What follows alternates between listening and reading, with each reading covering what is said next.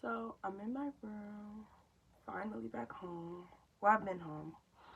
Um, there was so many videos like just topics I wanted to talk about, but I just don't feel like I don't feel like I can construct it in a way that everyone can understand. Um, because I wanted to talk about like why I myself don't really try to associate or deal with white people. But at the same time, I've learned that it's not, I mean, I feel like when there's a lot of different points in my life where when I'm too militant about my views, I get, stares and stuff. Like people really judge me or trying to change me into, doing something less, like try to be more passive, as they say. And that's not really who I am. And then I've come a lot of different characters where I can be my my just strong, powerful self and be recognized for being a powerful person. And they tell me I'm wrong for trying to, simplify myself or even lower any expectations that I have on my people or just anything. Um, and I think with those people that do kind of try to have me to mellow down, I don't think they're being like really like I don't think they're being they're not trying on purpose, or maybe they are. Well, I'm gonna say that they aren't. It's not the fact that like, oh, I need you, Miss Nativity, to like all white people and stuff like that. No, I think that they are just trying to help me get along in life because white people are everywhere, and in this day and age in 2020, they are really standing on their white supremacy hard, thanks to the last president, and he really fueled that fire. He really initiated this drive for white people to really stand their ground on who they are. And I mean, it's kind of sad. And it really makes my head just turn, and really is really confusing, because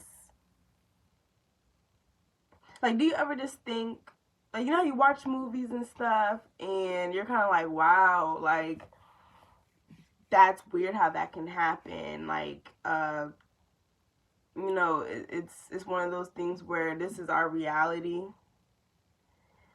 It's we're about to enter 2021, and when you read all this stuff in the history books, oh, I might cry. Oh my god.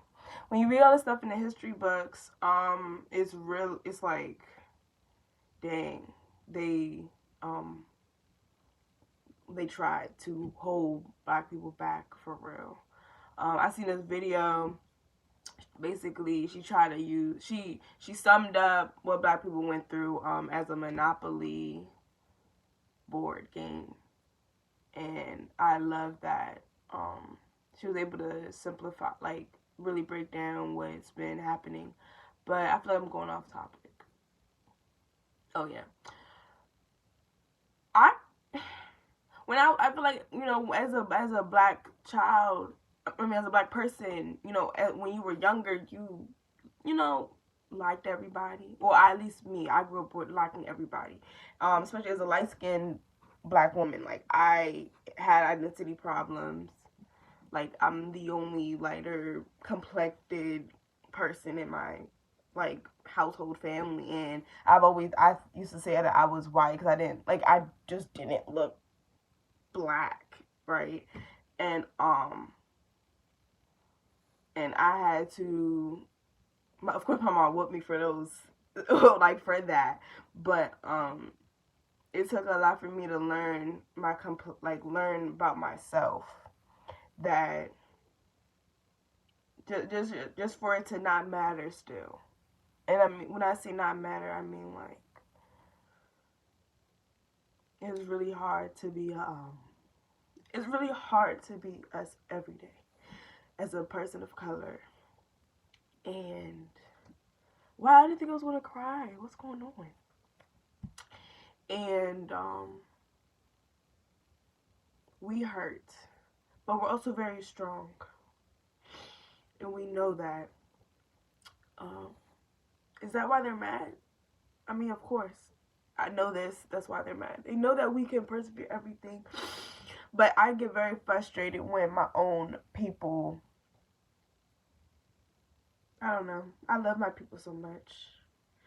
And I stress myself out trying to figure out why we're in this position. Like, there's no reason why we should have been in this position.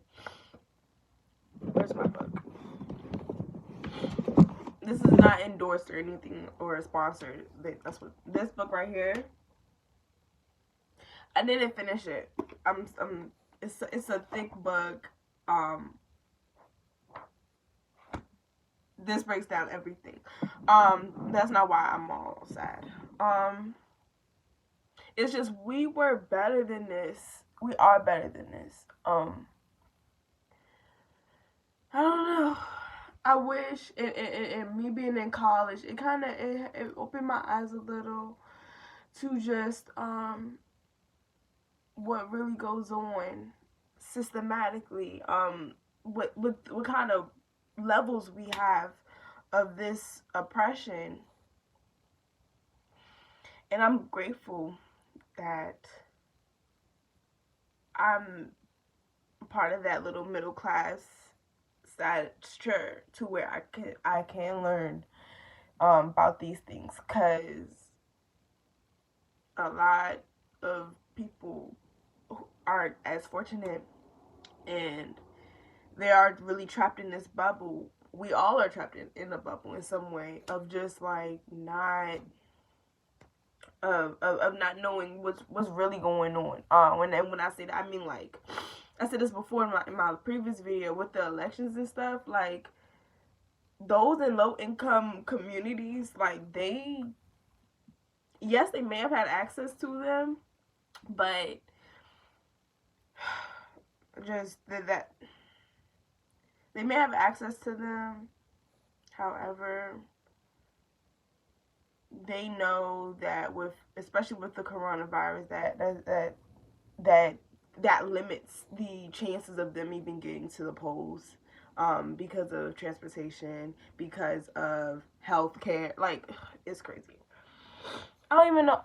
Me personally, I don't even understand why I make these videos. Like, I made this channel to try to inform, but I'm having trouble really understanding my audience. And lately it's just been, friends and family, but they always hear me talk about this, and I want to really have discussions.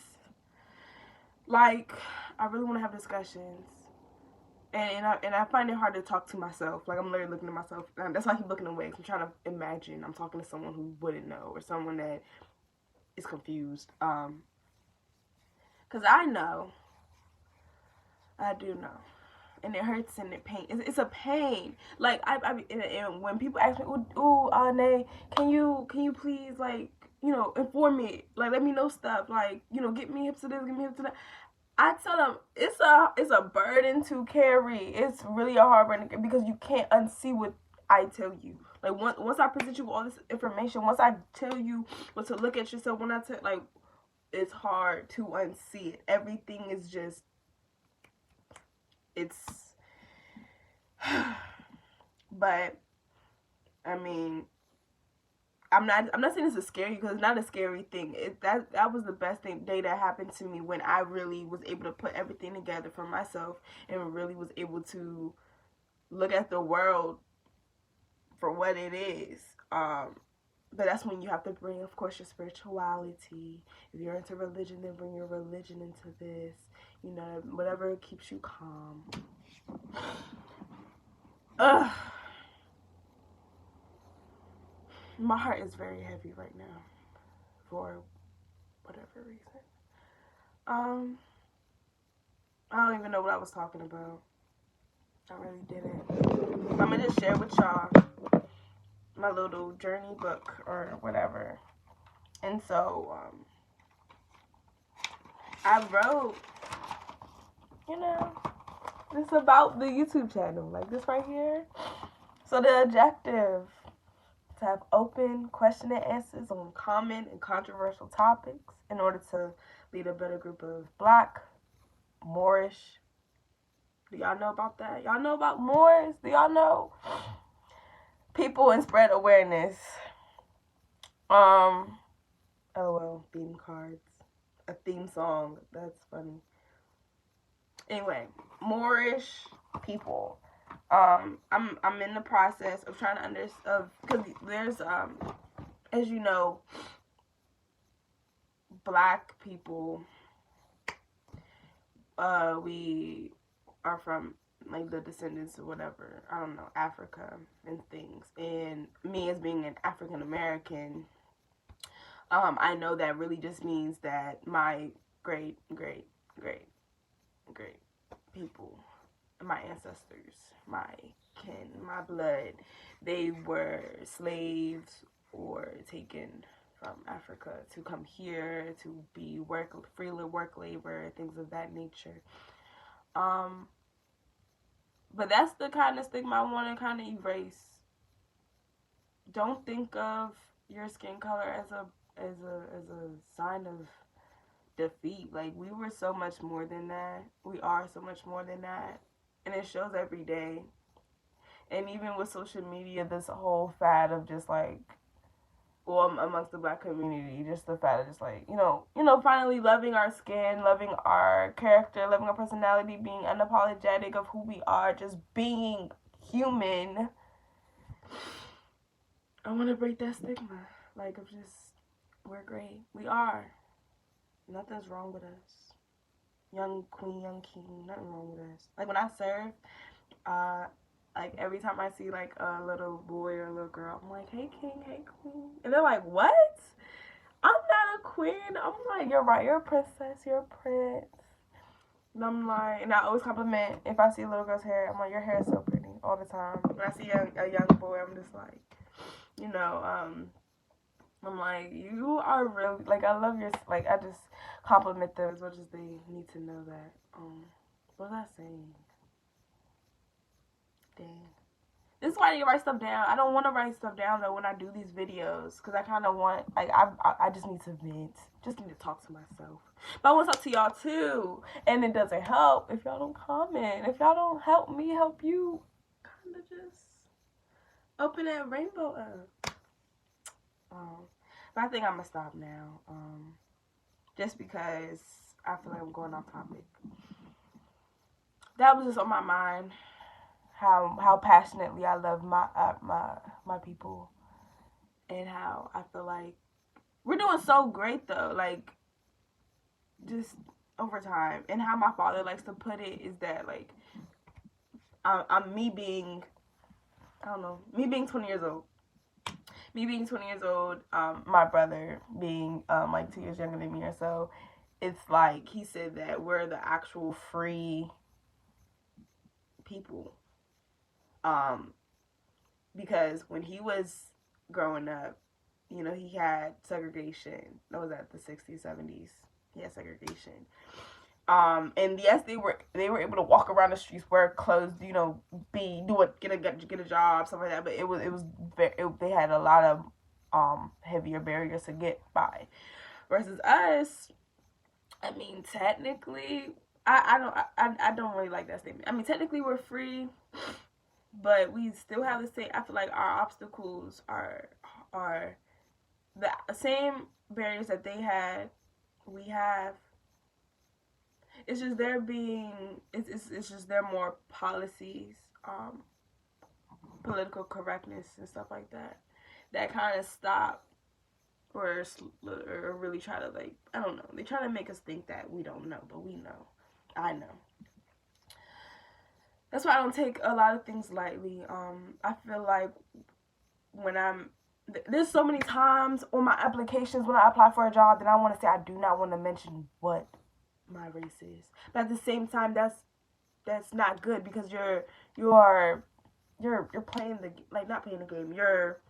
You are, what's the word? I feel like if you do that, you're not being who you are. You're not standing up for what you are. It like if someone came with a gun in your head and was like, you know, if you're a Christian, like, I'm gonna shoot you, would you really say I'm not a Christian? Like, what does that say about you? If you chose your life over, your religion. I'm not, well, anyway. Bad example. If y'all want to scratch that out, please scratch that out. But I'm just saying, like, you're not owning yourself if you don't identify. And labels are by white people, by the way. I don't like labels. I never did. Like, I never did. I don't like labels.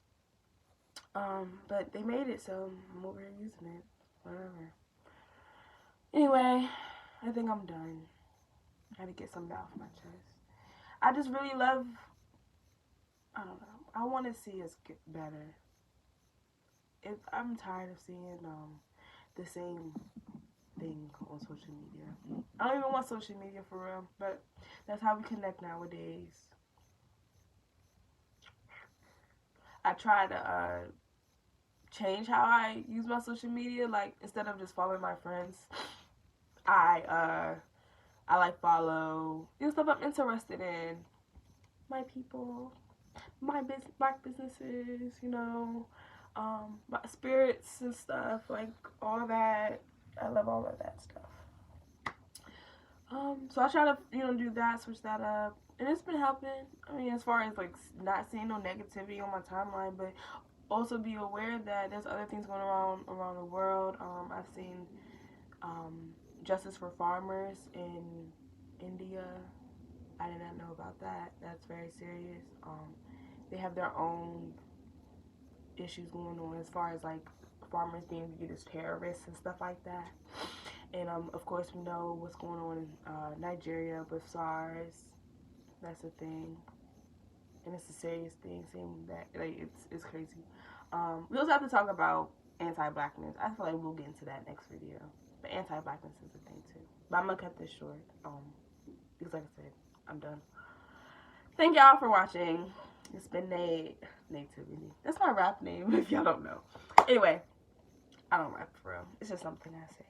But this has been another episode of Ask Me About My Blackness by me, Nativity. Okay.